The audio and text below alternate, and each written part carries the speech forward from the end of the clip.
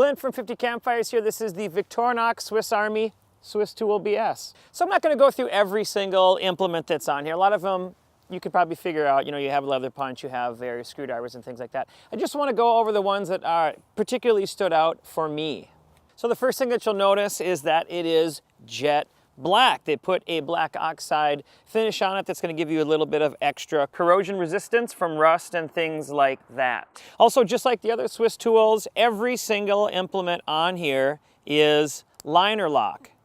Oh, it's a satisfying click. And it's not the kind of liner lock where you have to dig your finger in and sort of push on it to get it to close. These all have, there are tabs on each side of this. And it's just fantastic how well they work and how easy they are to use.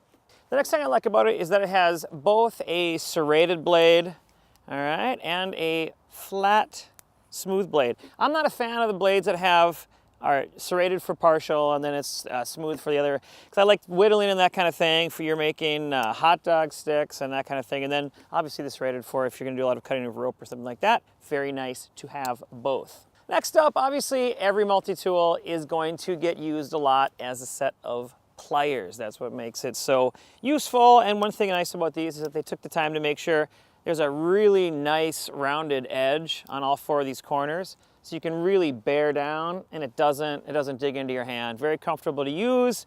Obviously you have the wire cutter on here, but then they'll have a wire bender in the end, and that's going to be good down to at least 8 gauge for bending wire very easily if that's the kind of project that you happen to be working on.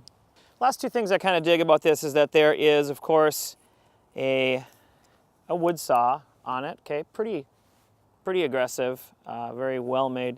But also, it's nice that the side of the file can be used as a metal saw as well. So if you had maybe a little chunk of copper tubing or something that you want to cut, you could also get that done. So pretty nice. That is the Victorinox Swiss Army SwissTool BS.